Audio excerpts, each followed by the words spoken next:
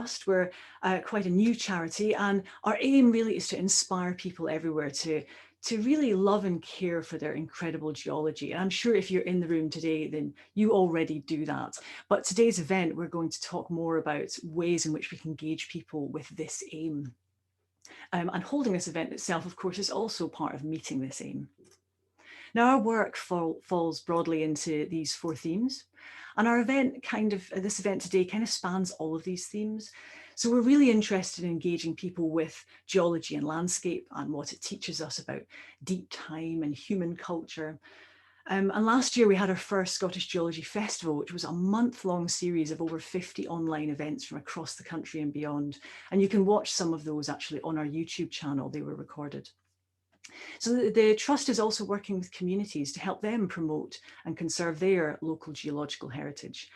And that really ties in with one of the other things that we're interested in, which is supporting Scotland's incredible network of geoparks. So we have many, Arran, Loch Aber, Northwest Highlands, but we also have, of course, smaller places, protected sites, local interest groups, societies, nature reserves. We're interested in supporting all of these groups, all of these places, and encouraging people to visit them and engage with their stunning landscapes. Now, Scotland currently has no secondary education in geology. So one of our trustees, Emma Smith, is leading an initiative to explore the ways in which geology is already integrated into subjects in our schools. But we want to, of course, highlight the way that geology already appears in education and potentially sort of push that a bit further among young people, encouraging them to get into geological subjects, which are actually more varied than you might think. So we're not just talking rocks here, we're also talking engineering and construction, climate mitigation, carbon capture, renewables. There's just lots and lots to talk about. And of course, we also support the development of educational materials for people of all ages. And then finally, of course, we campaign for geology at the governmental level, and we support other people to do so. So, we want to see our landscape centre stage in Scotland's plans for a sustainable future. And we work with policymakers as well as scientists and other institutions to support them in their work and highlight the value of geology for everyone. So if you're here, I probably don't need to persuade you that our landscapes are both beautiful and also valuable. And I'm sure you all already love them as much as we do. Now, as I say, we're a young charity, but we're growing steadily, and I do hope that you'll consider supporting our work going forwards by becoming a member. And you can see there at the bottom our website if you'd like to go along and check that out. So why tell Earth's story? That's why we're all here today. Well, we say story, but perhaps we should really say stories, because obviously our planet has so many different tales to tell, and many of these are writ large across the face of Scotland's landscapes. Now, by sharing tales about how the Earth is formed and shaped, and how it shapes us in our own culture and heritage, we not only inspire people to care about the planet, but also to work towards a more sustainable future. And we have some dynamic speakers lined up today who are going to talk more about the ways in which we can do this, ways in which we can engage with one another and the public. So first we have Benjamin van Victories, who will be talking about communicating the science of volcanoes to the general public. Now, Ben graduated from London University before moving to Auvergne in France in 1998, where he's now Professor of Volcanology at the Université Clermont-Auvergne. Now, over the years, he's worked with scientists as well as local quarrymen and guides to share the exciting story of one volcano in particular, the ancient dormant Lomtaji, which is part of the Chaîne de Puy UNESCO World Heritage Site. And I apologize for murdering the French language in my introduction there. So then we're going to return closer to home. We're going to hear from Katie Firth, who's an archaeologist and exhibition assistant at Stromness Museum in Orkney. Now, during lockdown last year, Katie tried her hand at creating a 360-degree virtual tour of Orkney's, one of Orkney's smaller islands as part of the Orkney International Science Festival. So in the process of doing that, she discovered some fascinating geological features on the island, and she's continued to use this digital resource to connect and engage with the local community and their geological heritage. And last but not least, Dr. Hermione Coburn, who's the Scientific Director at Dynamic Earth in Edinburgh. Now, Hermione completed her PhD in geomorphology at the University of Edinburgh, and her research has taken her all around the world to Australia, Africa, Antarctica. It sounds like she's touring all the countries that start with A. So she's currently leading the Discovering the Deep project at Dynamic Earth. So this is engaging the public with the science of our oceans. And you may recognise her because she's presented many television programmes as well as radio for the BBC, including series like Coast, Rough Science and The Nature of Britain, where she inspires people from all backgrounds to explore and enjoy the earth and environmental science. So today she's going to talk to us about how to engage with people in climate change. Now, that's of course a vital part of helping us forge a sustainable future. So what I'd like to ask is during these talks, you can pop your questions into chat and then we'll pick out some or all, hopefully, of those questions after each talk and have our speakers answer them. You can, of course, also unmute yourself and ask in person if that's what you'd like to do, but bear in mind that your face will pop up on our recording if you do that. So feel free to pop your questions in chat. And in the second half of our talk, our event, Trustee Angus Miller is going to talk about the initiatives that are already underway in Scotland, which tell the story of our landscapes and their formation in the future. And my cat is about to join us. If you're wondering, it's not me meowing. Now, after that, we'll have a short breakout session, and there's 3 rooms that you can go into for this breakout session, and each will be chaired by one of our trustees, and one of the speakers will join in each room. So these are a chance for you to ask questions, meet other people, and also be inspired with new ideas for engaging in geology in all of its guises. So this is a really great opportunity to get involved. Or, of course, you can just come along and listen to the conversation. Everyone's welcome. So we'll then, at the very end, just return to our main Zoom room together and just answer any final questions and wrap things up for the end of the day. So without further delay, I'd like to hand over to our first speaker, Ben, who's going to give us his explosive talk about opening the heart of a volcano to all. Hello. Hello. Can you hear me? Yep. Good. Right. Hello, everybody. Thank you for the introduction, Elsa. And if you hear a cat, it might not be Elsa's cat, it might be my cat or the 2 cats, so they may talk together, but we'll try and avoid that as much as possible. So I'm going to share my screen and let's see.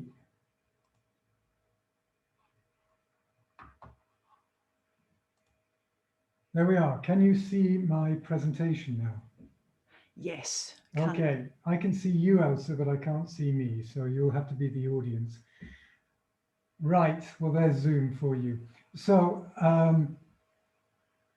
this, of course, is not the first slide, and I'm just trying to go back. Ah, there we are. This is the start, okay? So thank you, everybody. And I'm just going to set my timer to remind me not to overrun. So Lomtaji is a small volcano described by a certain Scot who came down to the Auvergne in the 19th century as an insignificant hill grazed by sheep. So it was quarried out and is now a big hole in the ground, and is no longer being worked as a quarry, but is being worked as a gold mine for tourism and visitors. So this is taking you into the heart of this volcano and to see how it reaches out to everybody, including small Scots. Here's an example of a small Scot on the screen holding up a rock from the Lomtaji volcano. And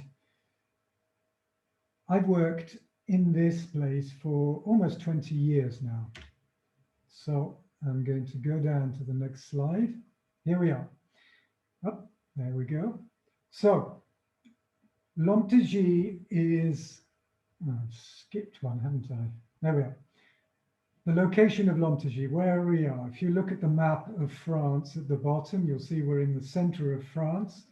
And if you don't know anything about the geology of central France, it is, or was very recently, ripping itself apart. And we have a large fault running down just outside town, the Liman Fault. We have a rift, and we have little volcanoes. The most recent eruption of these is about 7,000 years ago. So I still have pretty young lava in my back garden. And the sort of topography that you look at can look very Scottish. We have a range of grassy and wooded hills, although they are not glaciated so much as volcanic. We have escarpments, plateaus, and plains. So you can be excused for thinking you're in Scotland when you're in the Auvergne sometimes. So that's where we are. And what is Lomtaji? Well, I took this off the front page of the website for Lomtaji, and you'll see various things. It is a beautiful place. And it's interesting that we call a quarry a beautiful place, but it's a beautiful place where people come to ride around in little trains, to walk around, and to have a great time. So it's privately owned. In fact, it's a family concern. It's been a quarry, at least a major quarry, since World War II, and has been for perhaps hundreds of years before that. Visits to the quarry for the general public started in 1992, so it's 30 years or so of visitors. They have, bar COVID, more than 100,000 visitors per year, and even with COVID, they almost reached that last year. It's a great half day out, and it made me think of a stately home. It's the sort of thing you go and visit because it's beautiful, it's nice, and you can have an easy time there. So what is Lomtaji about, and why is it important to us? And I think the word people is the key to it. If we first think about the people who visit Lomtaji, we have the visitors, and most of them, a good 60%, are families who come perhaps with their grandparents, perhaps with their kids. And so this place reaches out to a whole range of different people. The next big chunk is schools. Lomtaji is on the national curriculum, and you can come and have a validated, approved trip around where you learn sciences, and earth science is on the secondary school curriculum in France, luckily. The third big group are retired groups, and about 15% of all the people who come are international. The great majority are local people from the Auvergne region, followed by French, and then the snippets, a large increasing proportion of international people. Now, those visitors come because they get a communication, they learn things, they see things they experience things from the local workforce. And most of the guides are local people. As I said, it's a local private family business. There are local international scientists like me, and there is a lot of dialogue between us scientists, the local workforce, the owners.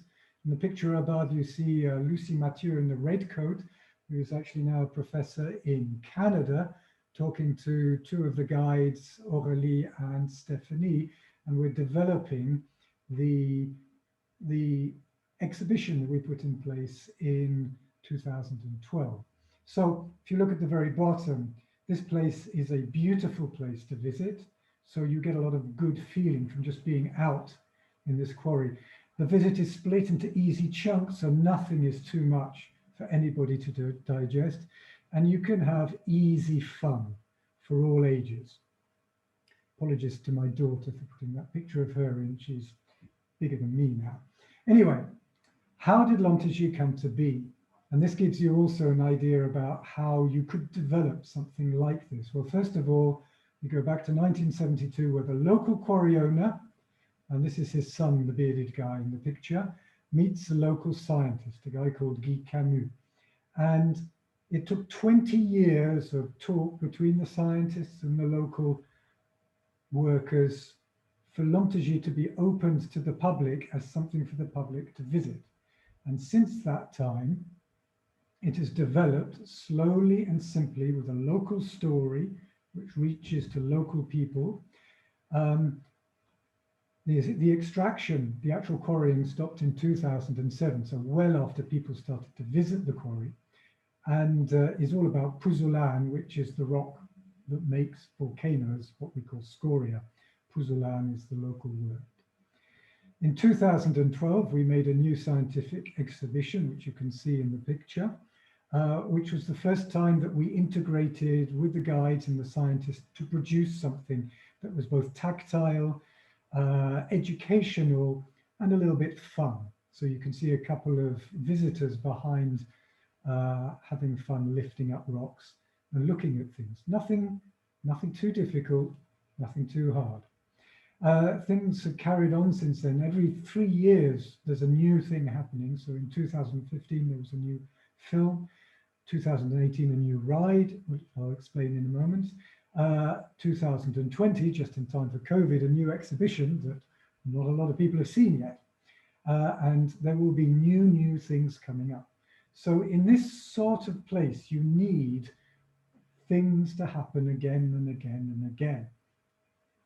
So as the picture showing Liz Cottrell from the Smithsonian Institution, the biggest museum in the world with the most visitors visiting Lomtaji the year before last. And I videoed her and Philippe Montel, the previous owner. He's now passed it to his son, talking about the exhibition. And that exhibition doesn't exist anymore. It's been taken off and put into storage and might be brought out if there's ever room for it. So what do visitors at Lomtaji see apart from this incredible scene in front of you? Well, they arrive. There's a scene set. You pass some beautiful volcanic bombs. There's like a giant's causeway of columnar basalts put in. There's a scene that's set. And then you follow into an exhibition. Once you've paid, of course, that's very important. Don't forget this is a private enterprise. And in the exhibition, you see the human story of quarrying, how the place came to be. You learn what the type of rock is. You learn what type of volcano it is, all in easy, very easy chunks. Then you go outside. There's a train, a guided tour, an audio tour. So that's about an hour of the visit where you're led around by a guide who adapts to your needs and your specific questions, what you get out of that. Then there's a 4D film which tells the story of Lomtaji, the story of the different volcanoes, and again, the story of the extraction of the rock. There's a virtual train ride called Volcano Express, where you take a train up one of the local volcanoes, a fault opens up, you get an earthquake, and an eruption comes. And we've done that with an international group of scientists, of tectonics people, to really get the feeling of a fault opening up. Then you can relax with a picnic, you can go to a playground, there's a restaurant, and of course a shop to buy things. And if you're a company, you can go there for meetings, conferences, training, and you can make a visit to the volcano at the same time. So there's plenty of things to do and plenty of money that you can part with to keep Lomtaji going. So I'm coming to the conclusions now, and I've got a few slides of extra pictures at the end, and I'm still well on time. So I hope. Volcano, that's what it is. So if you go to a tourist information place anywhere around the Auvergne or in France, or you go to the website, you see it's a volcano. That gets your heart going. It's interesting. They sell it because it's beautiful, because it's fun, and you can take your family. And that is underpinned by those local guides, like Aurélie in this picture here, who's talking to a whole range of different people of different ages and origins, and involving them in the story.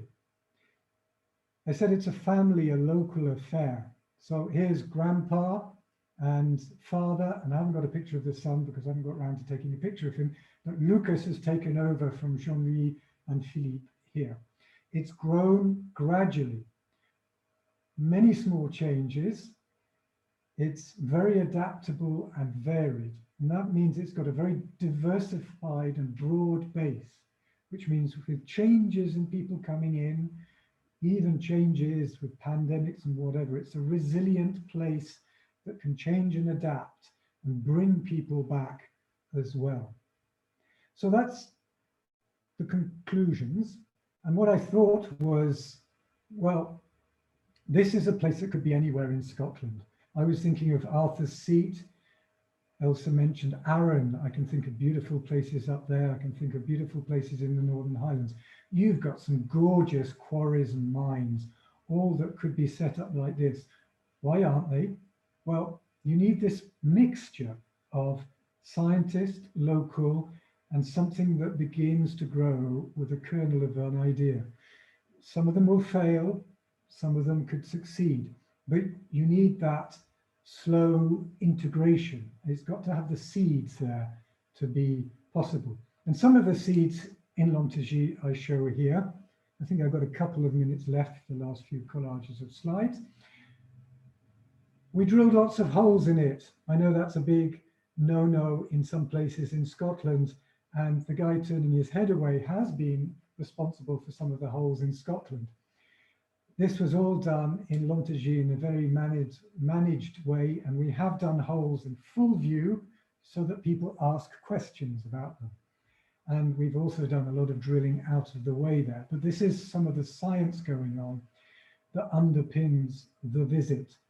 And these pictures here were actually drawn by me and were integrated and adapted with the guides to provide simple messages of complex geological processes.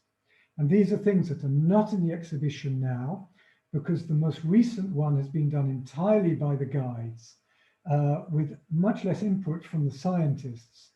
But that's not because I've been pushed away, it's because that they have grown in stature in the ability to communicate the scientific side. So that's one point. There is a lot of science behind it, and I like showing this picture because it's from an article in Bulletin of Volcanology. And this is what part of the story that none of the visitors get to see, except if you're a bunch of scientists going around, which is of a wonderful sill which is intruded under Lomtaji and lifting it up. So there's a lot of story that is not told. You have to select the most important bits. And that comes to the exhibition. No, I'll jump. There we are. Here's the last slide. So these are two images from the present exhibition of an animation showing the growth of a volcano in a very simple way. The translated into English version of the words of Jean-Louis Montel, who started the quarry, bought it in the 1950s and started all this extraction and the tourism visits. And it's a resource we use for our teaching.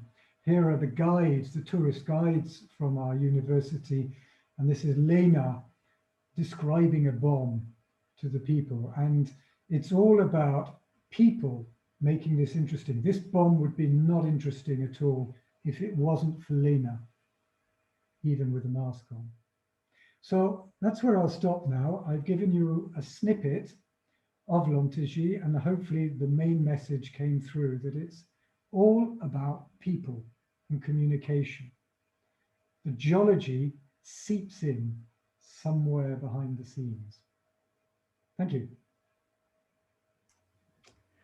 Oh, thank you very much. That was absolutely fascinating. And it's funny you finished by saying that, because it really struck me that you said quite early on, why is Lomtaji special? You said the people. And of course, you would expect most people to say the rocks, but that's a really important emphasis. Thank you very much. I guess, I think I would actually like to ask a question first, if that's okay. Sure, Elsa.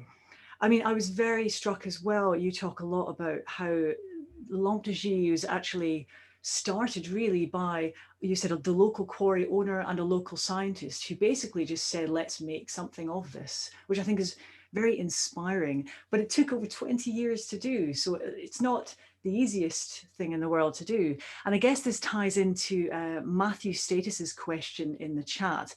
He said he found the model for Lomtaji very interesting. Could this model, do you think, be applied to Scottish sites, for example, Spireslack coal mines that are abandoned coal mines in East Ayrshire, places like that? What do you think? I think any quarry has the potential. I can remember going to a coal mine down the road in Saint Etienne where they have an exhibition. I don't remember anything about the coal mine at all. I remember the lift going up and down. So again, a coal mine for us geologists would be fascinating, but the coal mining history itself, you think of the slate mines in Wales. Slate is a boring rock, really. There's no Welsh people in the audience, but it's really not a very pretty or interesting rock. But the slate mines themselves are the things that are really fascinating and interesting. So if you have a human story, this is how it begins to be brought out. There's other areas, not in Scotland, but we have a project going in Peru, which are the mines for the rock that makes the White City of Arequipa, which is World Heritage. And there it is the quarrymen again who have started to create a museum, and they do sculptures in the walls of the quarry. And people go there to see the quarry people, not to see the rock. When they get there, they learn about the rock, and some of that seeps in. But it's the human story that runs through and through and is something that's enduring. Yeah. Could I ask you to stop sharing your screen for just a moment? I'm just thinking so that people can definitely see you, because they'll see you. Sorry about that. I was No, going to not ask you to at do all, it, not but at all. I'm here. That was going to actually be the next thing that I brought up. Was it was interesting that you described Lomtaji as beautiful, and you said it several times. And I think, well, maybe in this audience, a lot of people would instantly agree with you, but I think among the general public, that wouldn't necessarily be the first thought when they look at a quarry or a mine. It would not be beautiful. What do you think about that? About how do we encourage people to think about these sites differently, to try and see it almost through a geologist's eyes? Or should we not try and do that? Should we just show them other things? Well, that reminded me immediately of the first pictures and the first descriptions of the Grand Canyon, which are hanging in a colleagues of mine house in Colorado, in Denver. And the first descriptions of the Grand Canyon were of an awful place, desolate and really, really nasty. If you go to the Grand Canyon now, it's the first thing you think about is beauty. So it's how you look at it. In Lomtaji, what I love doing is what the owner has always forced me to do, is to take people up to the grassy overlook into the quarry, which I'm not allowed to call it a quarry, I have to call it the volcano. But when you call it the volcano and people look in, everybody who goes there, the first thing they say is, wow, I've never expected that. And it's such a surprise. And the other thing is, I took a group of Taiwanese landscape artists, landscape architects to Lomtaji as well. They didn't listen to me about the geology at all. They spent all their time looking at it and analyzing it from the angles and the colors and whatever. So the layperson is able to appreciate geological beauty, first of all, without knowing anything about the geology. I think that's a good place to start. Yeah. Afterwards, slip in some geology, and then it makes it even more beautiful. Surreptitious geology just slid in at the end there. I think we've got just a moment for one last question. And Roger Dunshea, I think you had your hand up. Would you like to ask it in person? Yes, thank you. A very good talk. Lots of scope for thinking about what we can do in Scotland along similar lines.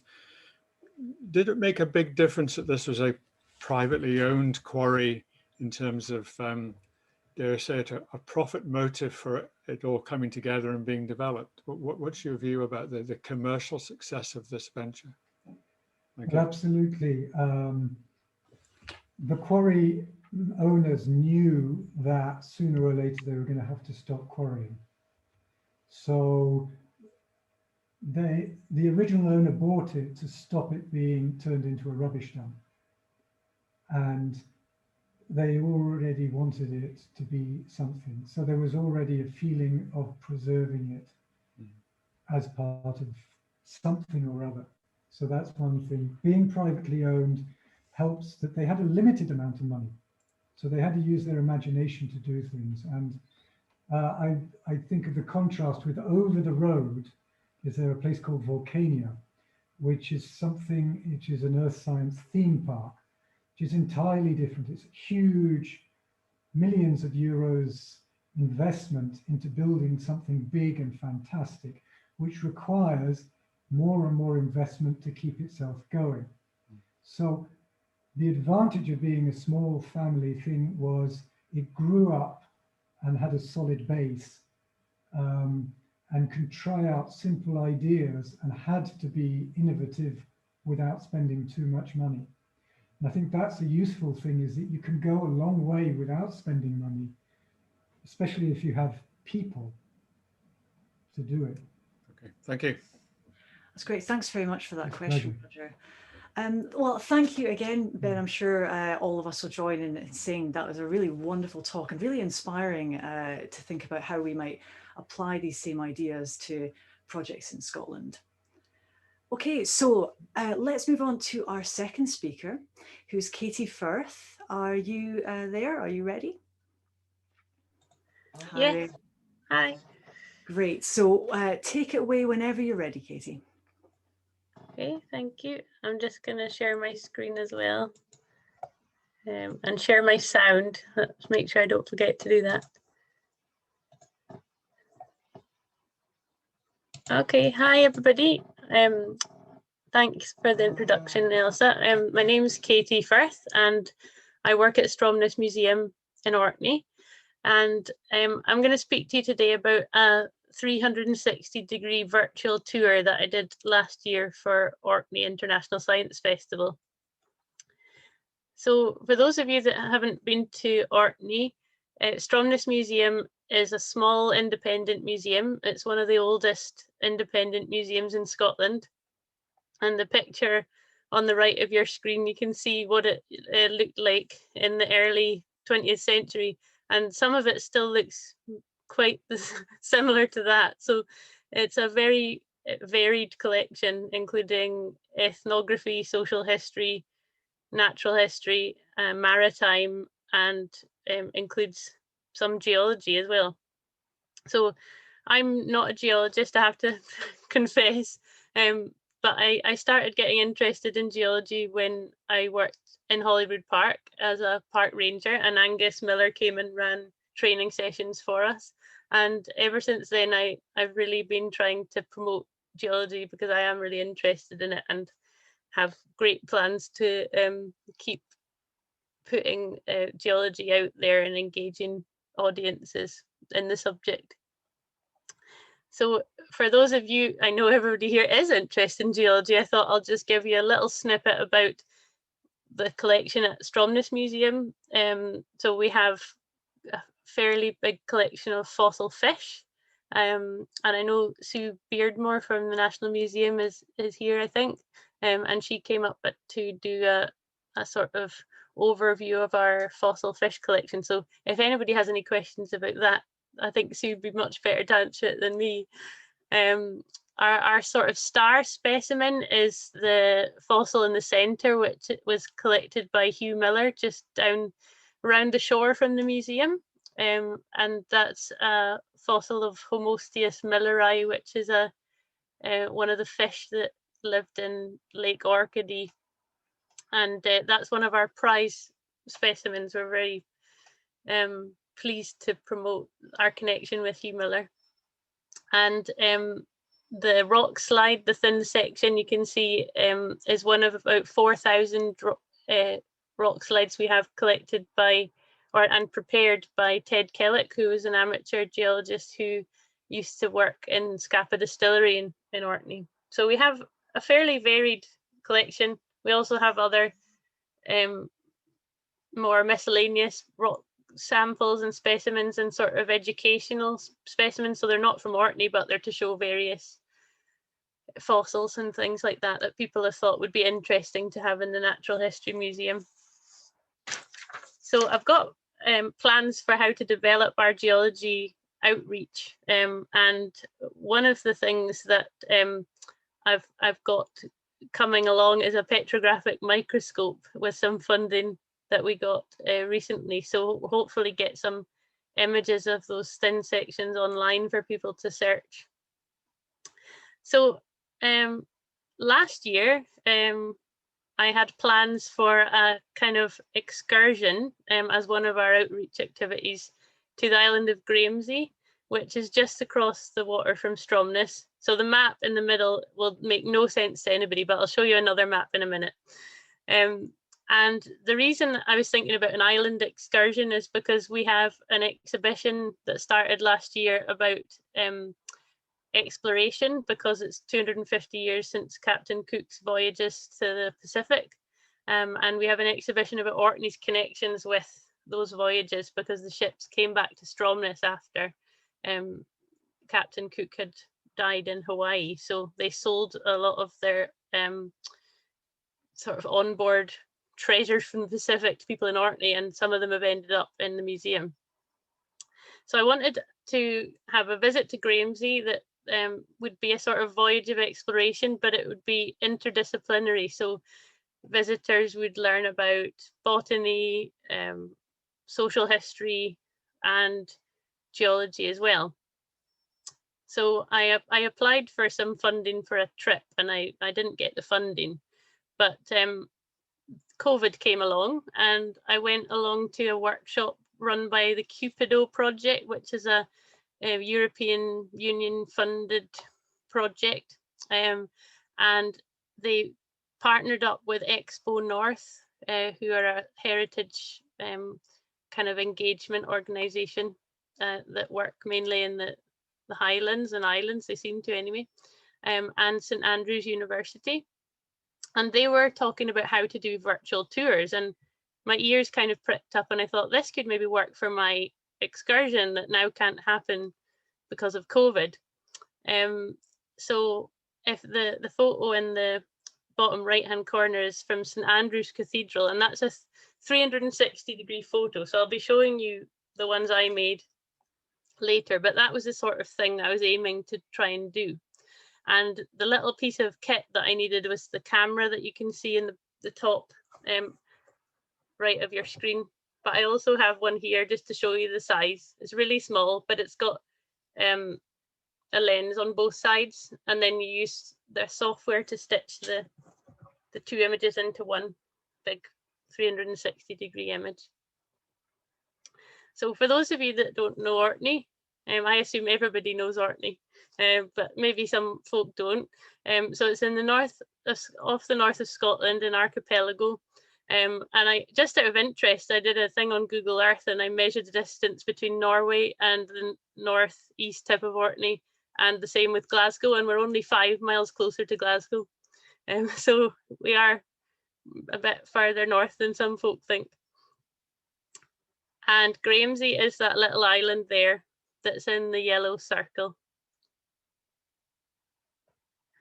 So to start planning this virtual tour, I just started to talk to people, and as part of this presentation, I tried to sort of categorize who I involved in it.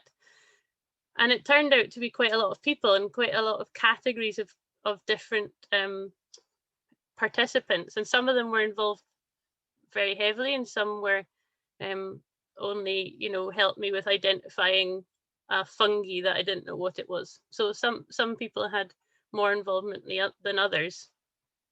But in terms of community engagement. I feel like it's quite difficult to sort of put a word or a label on how I went about it. I just started speaking to people and then getting contacts from those people and sort of forming a network. So in Orkney, there's a lot of people who are very into their family history, and they remember who used to live in a certain house, and even if they've moved away, they've managed to put me back in touch with them.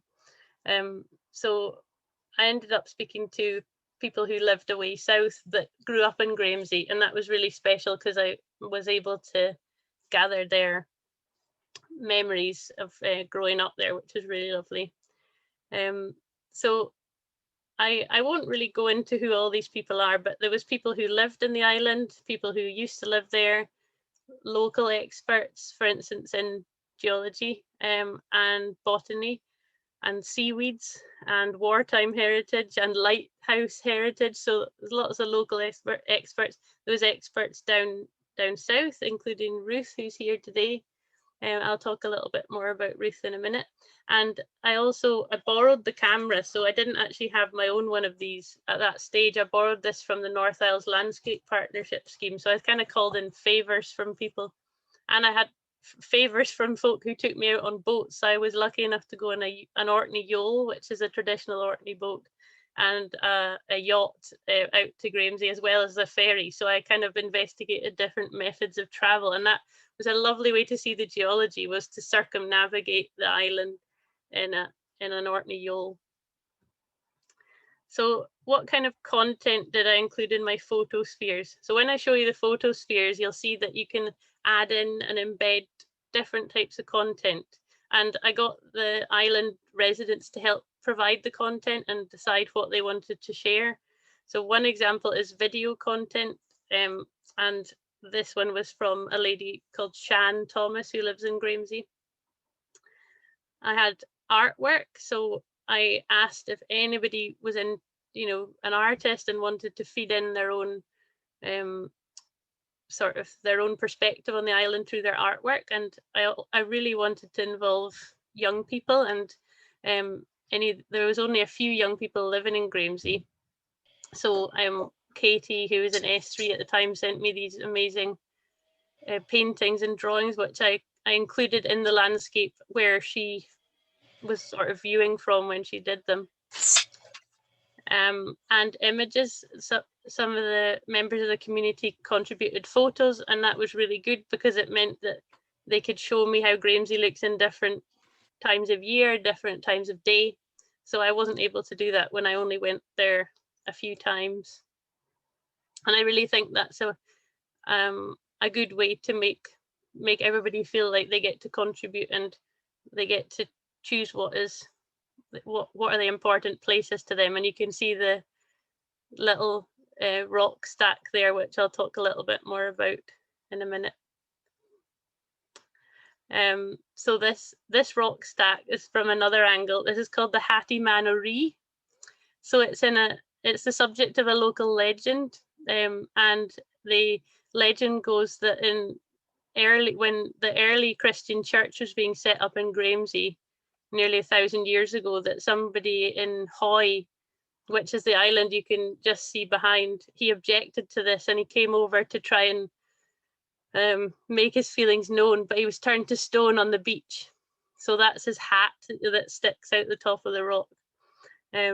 So kind of linking with what Ben was talking about, I think it's maybe not the geology that hooks people in initially, but the stories behind it and folklore attached to it.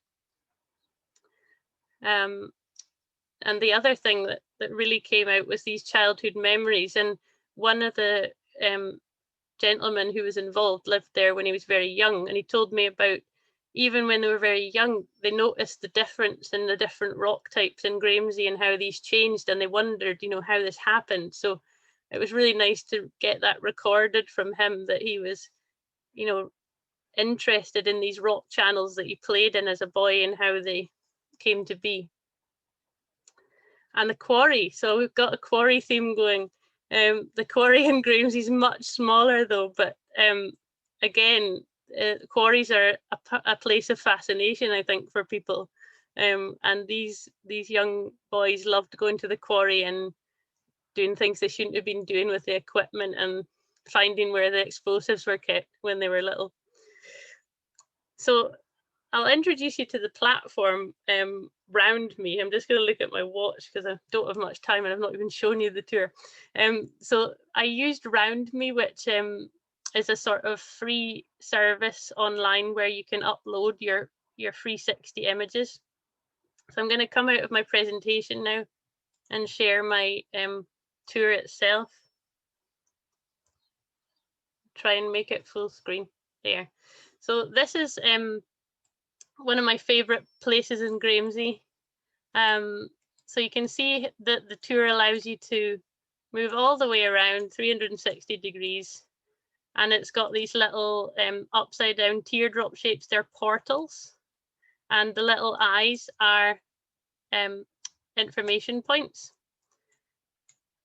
So I just love this place because that beach there is merle, which is a kind of coralline algae. It's not sand, it's really hard to walk on with bare feet.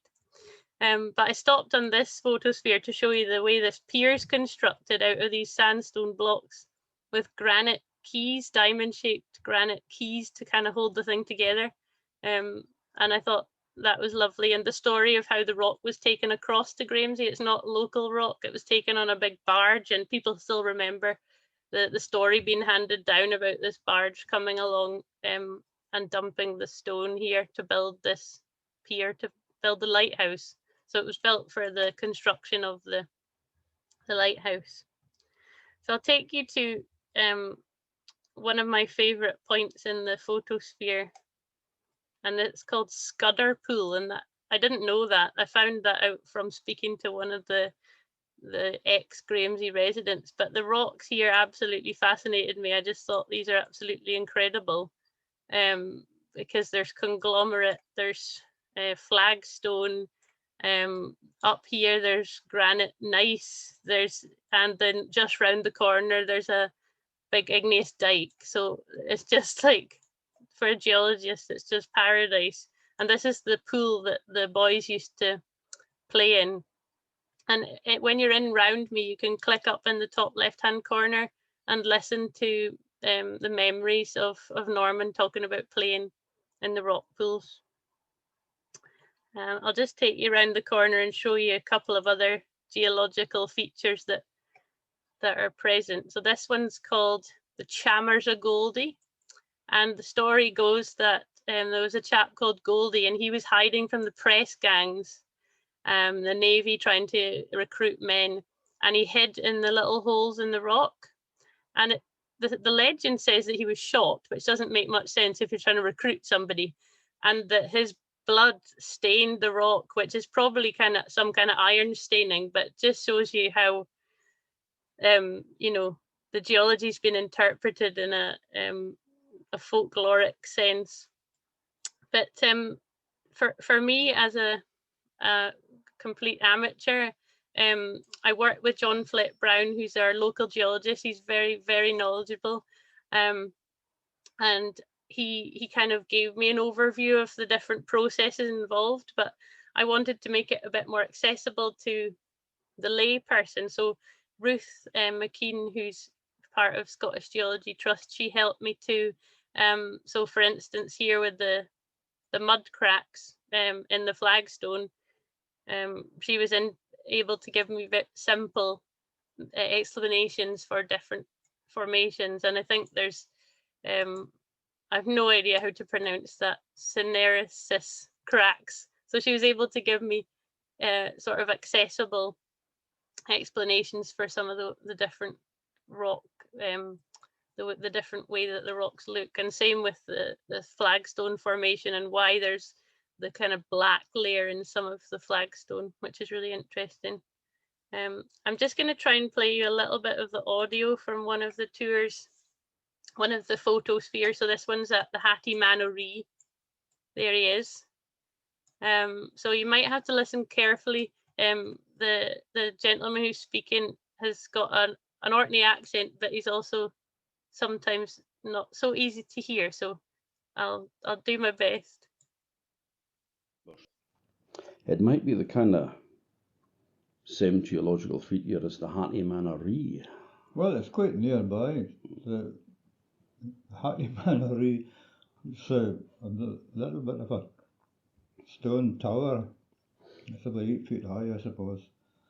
And it was difficult to get on top of it, so kids were always trying to show off and get on top of the Hattie Man. Some folk managed to do that. But the story about the Hattie Man was there was a chapel dedicated to St. Colm, just near where the lighthouse is now on the west end of the island. Hoylow. Hoylow, that's right. Well, it's just near about there. And the story goes that some guy in Hoy was dead against this Christianity that was coming in. He was going to Grimsey to destroy the chapel and kill the priest or something like this. Anyway, it's quite drastic stuff that was planned. But on the way to the chapel, he was turned into a pillar of stone, and still there. And because he had a great big top on the stone, like a great big hat, he was a Hattie Man of Ree, which is where he was. So I hope you could hear Bryce there, and he goes on to speak about how the local kids all sort of dared each other to try and shimmy up onto the top. So I think they're probably not thinking of how it formed, you know, the type of flagstone it is, but it's really lovely to know that geology is all around, and it's, you know, being lived with and lived around by people all over the place. I'll just quickly show you my quarry because I know I'm running out of time. So much smaller than the Ben's quarry, but it's if you have time, if you're interested, it's worth listening to the story of the boys messing about in the quarry when they were kids. And with Round Me, you can do all sorts of things. You can use it with a VR headset, so you can put on a VR headset. You can change the projections, do all sorts of strange things with the projections to view it differently. And you can embed it in your website as well. So you don't have to leave somebody's website to go to Round Me. You can look at it within your own website. So just to finish, I just had a couple of slides to show you. I now can't get out of full screen. There we go. So to continue with the community engagement with this virtual tour, the Science Festival asked me to do a kind of online virtual live event that sort of showcased the tour, but with that I had a kind of guest panel. So I had a panel of special guests from the Grimsey community, a retired teacher, a boat builder who used to go to Grimsey all the time as a child, and Shan, who was really important to the success of the project. And if you're interested, that's a short URL to get you to the YouTube video.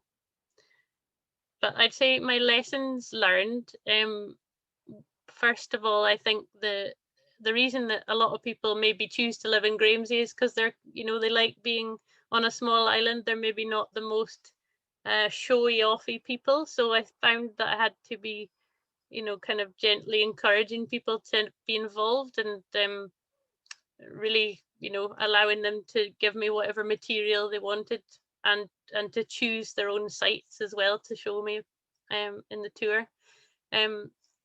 Again, Ben's message about people is really important for this. So Shan was like the conduit through which I managed to speak to lots of different people in the community. Being on the ground was a challenge during COVID, but and I had to be very sensitive because people in Grimsey didn't want someone coming in on the ferry for quite a long time. So I ended up having to go there about a month before this all had to be finished for the first time. And being patient with technology. So, you know, it took a wee while to get the camera to work, to get Round Me to work. But I think it was you know, these things can seem like a real sticking point to start with, but just taking a step back and trying to, you know, have another go was what I had to really do.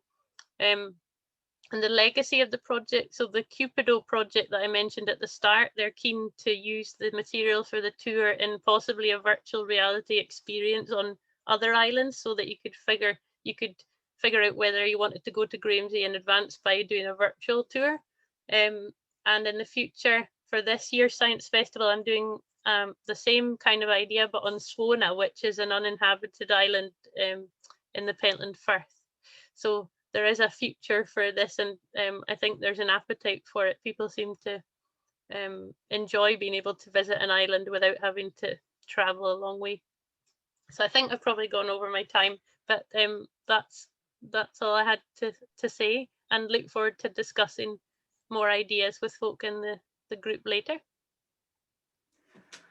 Wow, Katie, thank you so much. That was absolutely inspiring. Yeah, so many different ideas that you've given me, and I think that that's echoed in the chat. People saying, you know, wow, lovely project.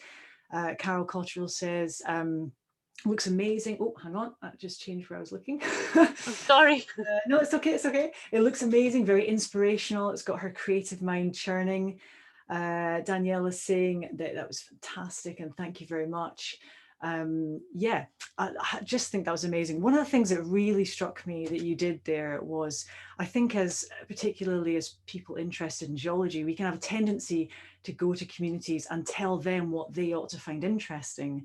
But I like the fact that you went to the community and asked them what their places of interest and what their important parts of the landscape were.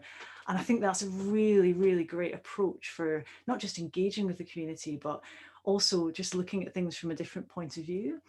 But I had a practical question. How did you go about engaging with people? Because sometimes it can be quite hard. You ask for people's input, but you don't necessarily hear back. So what did you do to get people on board?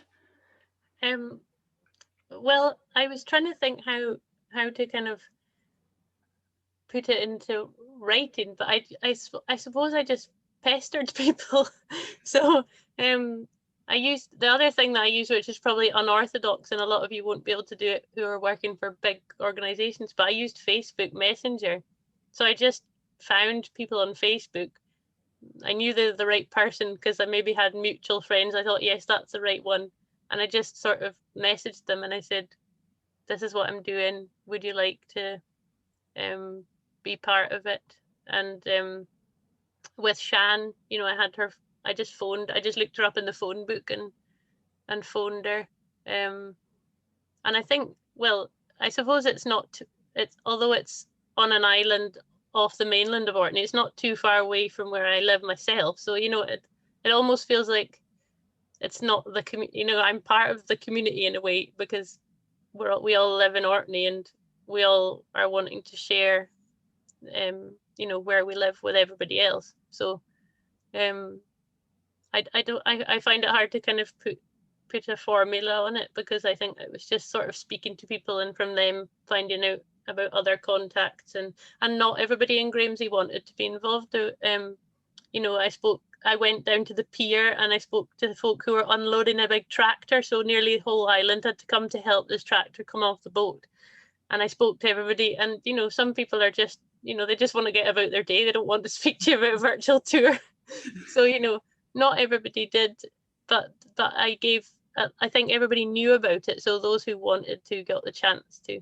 And some of the local kids, I was showing them how the camera worked, for example, when I was near their house. So they didn't contribute any artworks or anything, but at least they got to see what I was doing and see the camera and everything when I was doing it. That's really cool. I think we can manage one more question, but I'm going to do a combo question, because a few people have asked how they get hold of one of these cameras and how much it might cost. But that kind of combines with Ben's question of what people actually thought of this 360 visual the module when you did it.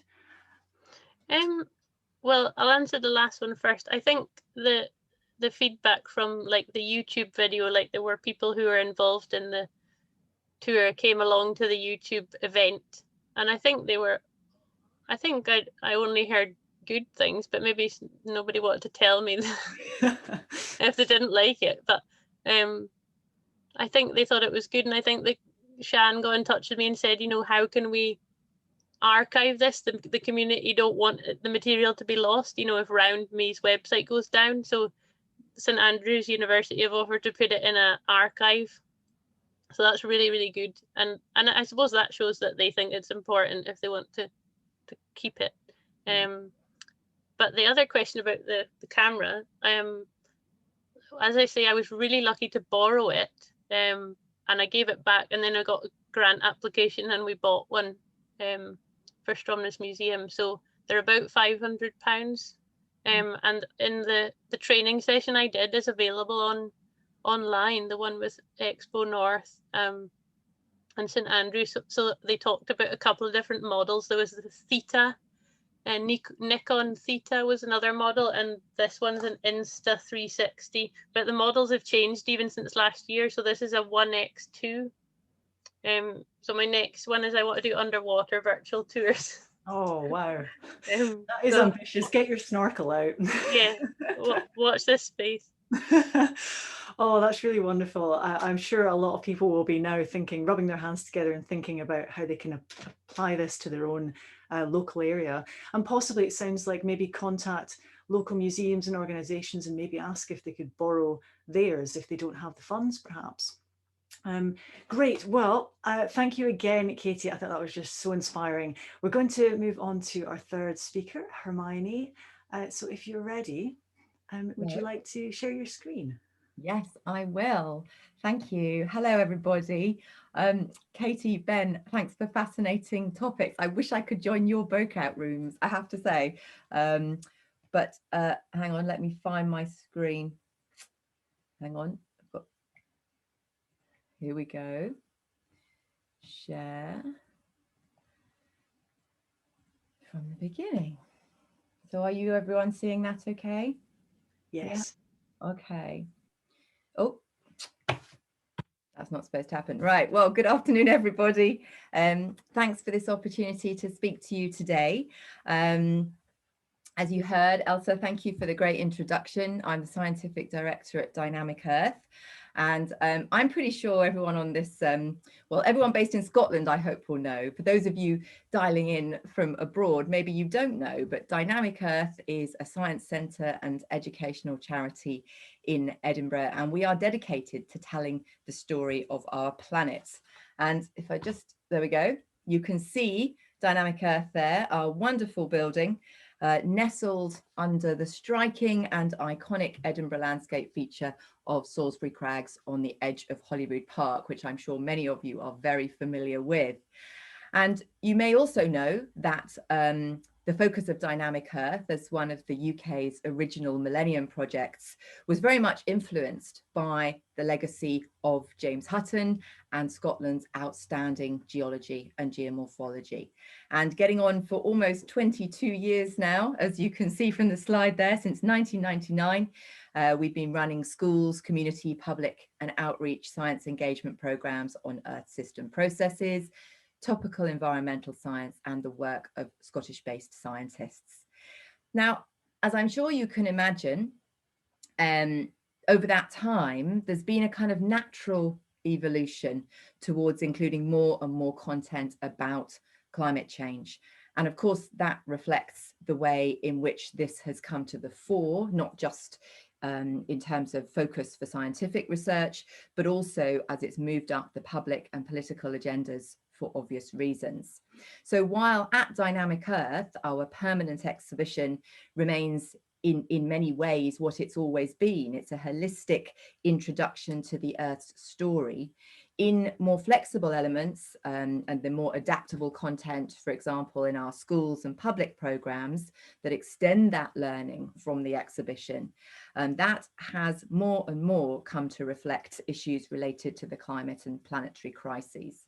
And what I would like to do in this talk is share a few of the guiding principles and some of the frameworks within which we as an organisation operate and develop and deliver our science engagement programmes, and to tell you about some of the examples of resources and how we've used them to engage people with climate change. I'm not holding myself up today to be the expert in climate change engagement. Far from it. What I would really like to do is show you what we do and why we think it's important to do it, and then hopefully to generate discussion from you and to hear about how you think we can more effectively engage people with climate change. And that's going to build very much, I hope, on what Ben and Katie have been talking about with community engagement and putting people first.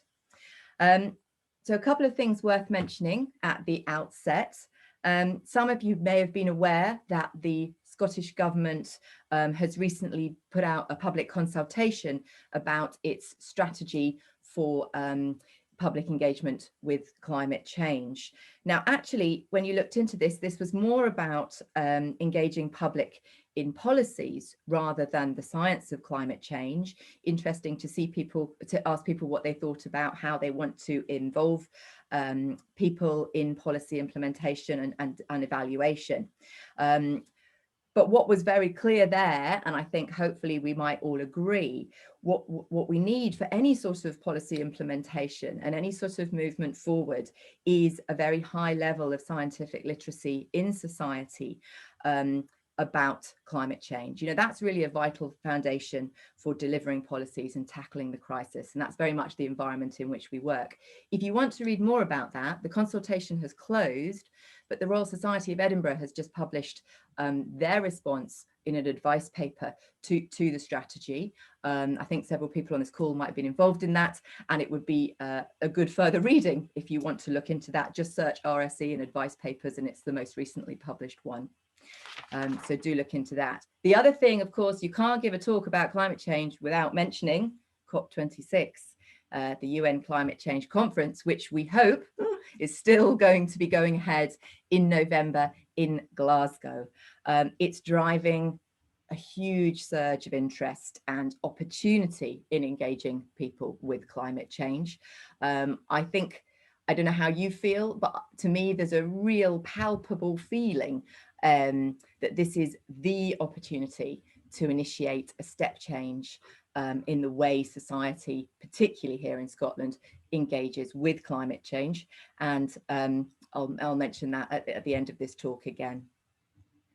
So moving on then to a couple of what I've described as guiding principles, for want of something better. I don't know what they are. They're the sort of reasons we do things, I suppose.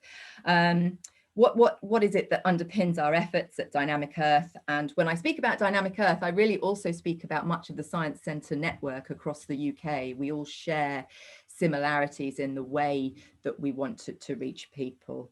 And whilst at Dynamic Earth, we have a particular charitable mission, very much focused on spreading empathy and understanding about the Earth. Within this, we're trying to do two things, basically. One, on the left of your screen there, is raising science capital, and the other is about inspiring the next generation. So what is science capital? I thought I'd spend just a minute or so, well, not really a minute, half a minute telling you about science capital, because I think it's a really useful concept when we're thinking about why we do engagement and what that engagement can do. Forgive me if you know this, but maybe not all of you do. Science capital is just a concept that's a useful sort of framework. It builds on theories of social capital. And basically, the more you have of it, the more likely you're going to think that science is for me. Maybe we should think in terms of geological capital for this. Anyway, we can discuss that in the breakout room.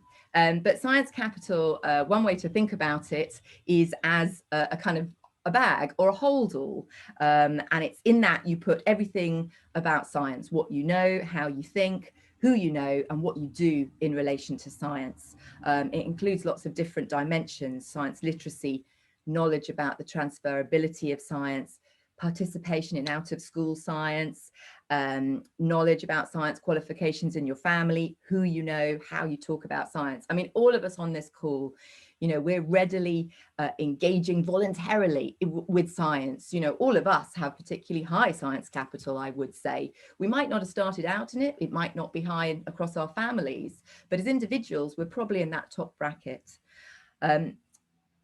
Raising levels of science capitals kind of across society is something that we strive to do. And it's not just about making science fun and interesting. Lots of people think science is fun and interesting, but what they don't necessarily think is that science is relevant and meaningful to themselves, to people. And it's so interesting what Ben and Katie were talking about, you know, be putting people into the stories, people into it, seeing the relevance and meaningfulness to them is a real way of engaging people better with science in this context. It doesn't always follow, but often disadvantaged groups have lower science capital, and therefore raising science capital can be seen as a form of social justice. You know, that's often a guiding principle of how the Science Centre network is operating, ensuring that science is absolutely for everyone. Our second guiding principle there is inspiring the next generation. That's not hard to understand. You know, we all need scientists to deliver the solution to the challenges we face, whether that's a new vaccine or whether it's innovation relating to the climate crisis. So helping people, young people, understand what science offers them and how they can contribute is vital to ensure that we have the science expertise coming through, reflecting local people from diverse backgrounds to fill the jobs available and to make a difference in our lifetimes. So that's really a very long introduction to my talk. I am keeping an eye on the time, don't worry. I know I'm between you and the break. But now I want to just talk about some of the examples of the way we've done things at Dynamic Earth. Firstly, we've been involved with a project called Operation Earth. And this was a national engagement program to engage and inspire and involve families with school-aged children with stories, science and people who are funded by the Natural Environment Research Council. NERC is the UK part of UKRI. It's the people that fund most of the environmental science in our country, and they funded this project to try and bring their stories to the public and to families. And it was really about highlighting the relevance of their research, their funded research, the relevance of it to people's daily lives and society's future. And you can see some of the text there. I hope you can read it. Actually, the text on my screen is covered by a few pictures of people, including myself talking, but hopefully you can read that text. What the project was basically training academies for delivery staff across different science centres, equipment, resources, so that 11 different centres like Dynamic Earth across the UK could deliver an interactive family show. So down here, that's the bottom left-hand picture. You can just see an audience of people there in a show which took about 20 minutes. The show was looking at different themes, including climate change. There were activities and resources for engaging people. The middle picture there is a meadow survey, a sort of ecological survey. And then there's a tent over there, which was all about air pollution. And the benefit of the model of Operation Earth was that you got consistency of delivery and standards across the whole of the UK. And the reach that we obtained there, over 200,000 people, had some sort of meaningful engagement. You know, how do you evaluate how much people have engaged and the benefit of it? That's quite a tricky thing, but a meaningful engagement would be, say, entering into, you know, sitting in the show, that's 20 minutes plus some engagement with the activity. But there's another key metric that we collected with Operation Earth that I think is just one of these guiding principles or things that you might want to discuss. A key issue was actually creating opportunities for environmental scientists themselves to meet the public. So we got nearly 40,000 people there met one or more of a NERC-funded environmental scientist. And it's we know that the research shows that scientists themselves, so you, the geologists or climate scientists, whoever they are, you are the most trusted source of information to give out, particularly if it's deemed controversial in any way. You are the trusted source to get your message over to the public. And that's a good sort of thing to fall back on and understand that the expertise from the experts is particularly effective at coming across. Phase 2 of Operation Earth, we're now working with community groups more closely, and we're hoping for a phase 3 potentially later this year. Well, you can't always meet face to face, as we know. Just to say, if you want to look at Operation Earth, there's a website there. All the resources are there if you want to think about using them. Particularly over the last year, of course, we've realized that you can't meet face-to-face all of the time. So how do we go about making the most of online and digital opportunities? Well, I think Katie has just shown us a wonderfully immersive way that you can take people to locations and show them things. At Dynamic Earth, what we've done, one of the things we've done is to adapt a lot of our materials and create a new website called Dynamic Earth Online. And populated this with freely accessible learning resources, whether they are profiles of scientists, crafts and kitchen science experiments, outdoor learning ideas, videos, games, activities, information packs. We've got a whole different kind of suite of learning resources there. The site's updated all the time. It links into our social media. If it's World Oceans Day, for example, we might do a week of different resources dedicated to the marine environment. If we're working with one of our sponsors who happen to work in the space and engineering sector, we'll do a week of material, but it's all archived and saved here on the website for people to go back and use. Climate and sustainability, as I hope you can see there, that's a big element of it. And you click in there and you see the whole suite of resources. Things on the mechanisms of climate change, which is still very important to get across. Not everybody knows. I think that government consultation document says they sort of work out about 67% of people or something are sort of fine with the mechanisms and the reasons about why climate change is happening. It's quite a lot of people who still aren't. So, and young people coming through, we need to ensure that people are au fait with what's actually the science is telling us. So resources there on the mechanisms of climate change, carbon sources and sinks, other issues like that. But then there's also things about climate justice, nature-based solutions, which are other very good ways in to bring people into talking and learning about climate change.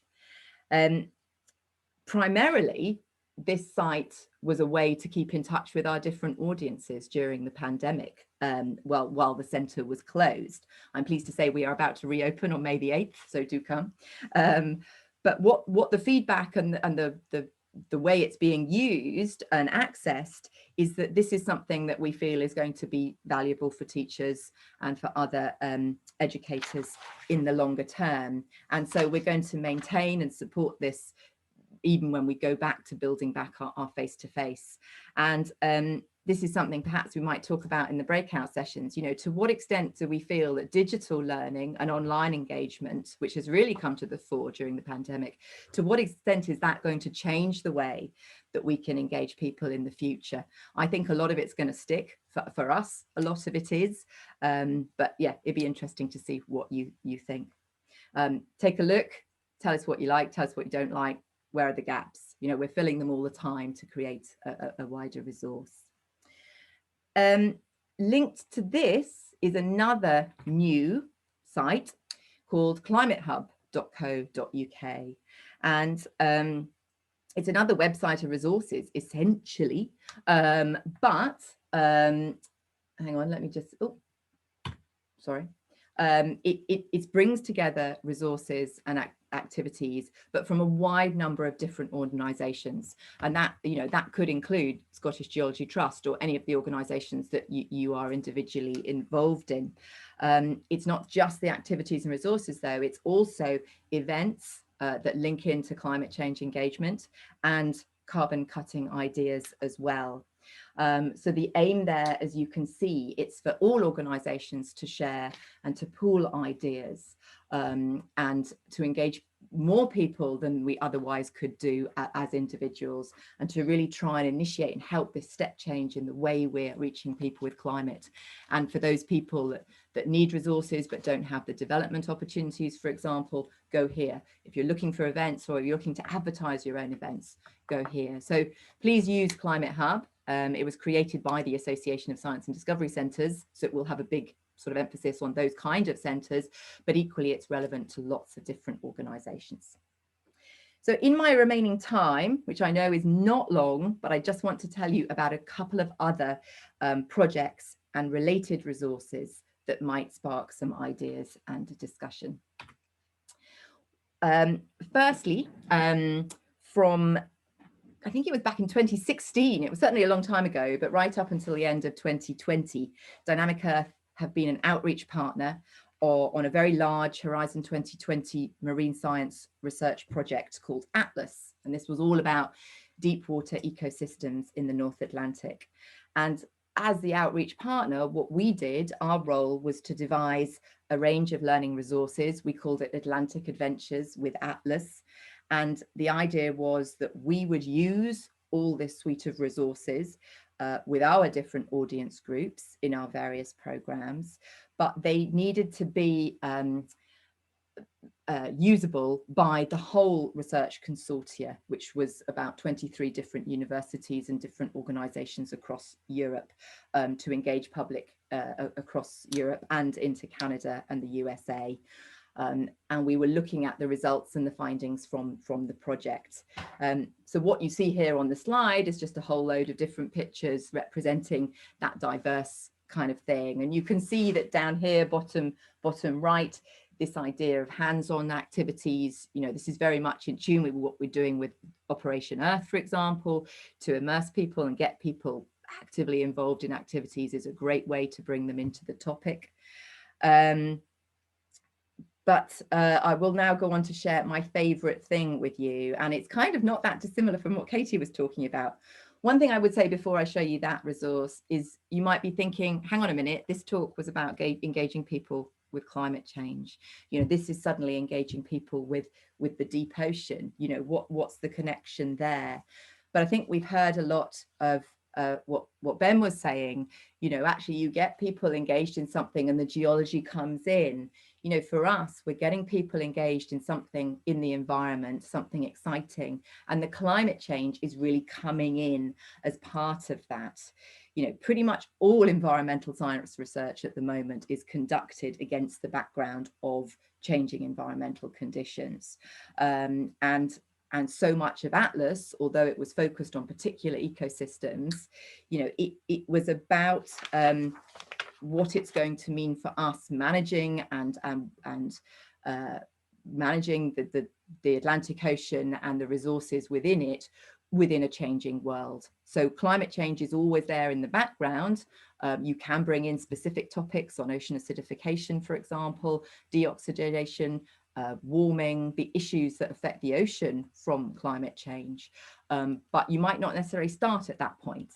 So I think that's perhaps, again, something to talk at the breakout room. You know, climate change these days is relevant to everything, whatever you're engaging people with in the Earth system. So my favorite resource that we did for Atlas, this was an augmented reality coloring sheets.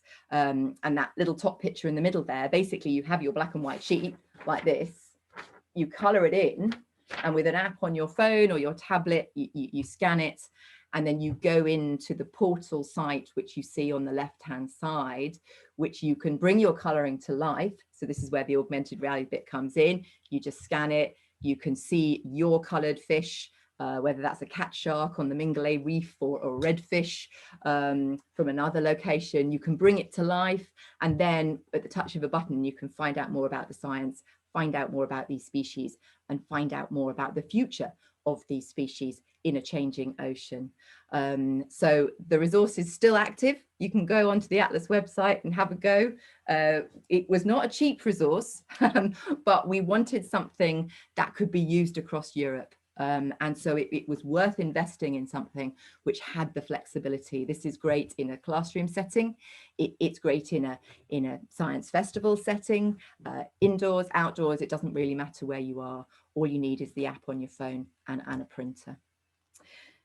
In the final few minutes, Elsa, I am keeping an eye on the time. Final minutes, I'm going to tell you about a project that was in my introduction. At Dynamic Earth, our focus this year is very much still on the marine environment. We've secured Heritage Lottery funding and just got our permission to start with a new 2-year project called Discovering the Deep. And with this, we're going to be redeveloping part of the Dynamic Earth exhibition and focusing not just on oceans more generally, which the exhibition has done to date. We'll be looking at particularly the story of the deep ocean and how that really began up here on the left-hand side with Charles Wyville Thompson, an Edinburgh scientist who looked into the deep waters of Scotland. This is going back to the mid-19th century, discovered life where nobody thought it should be. That led to the Challenger expedition, the first true circumnavigation of the globe for scientific research purposes. It's 150 years. We're coming up to the 150th anniversary of Challenger in 2022. And we want to draw people into the deep ocean environments that are just off the coast of Scotland. When I say just off, we're talking maybe a couple of 100 miles. If you go down to the Rockall Bank, the most incredible cold water coral reefs. And this is about trying to draw people into the story through the historical heritage, but also the scientific and the natural heritage that is relevant to them just on their doorstep. And so these images here just share some of the themes that we'll be looking at through this project, how we explore the deep to this day.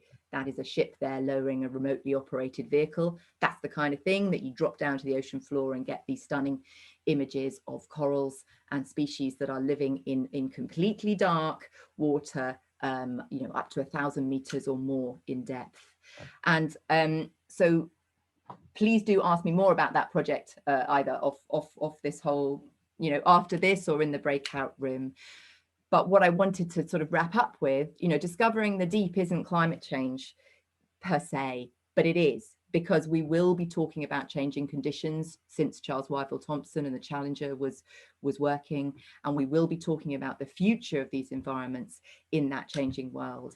And for COP26, we've got our fingers crossed that an application that we've got to take some of the elements of this project to Glasgow, to the Green Zone, and particularly to their planetarium, for which we're developing a new planetarium show, will be successful. Even if we don't get to COP with this story, it will be very much featured in a lot of the work that we're doing. Hopefully we're going to bring it up to Orkney, to the Science Festival, as soon as it's, well, digital or non-digital, will still come.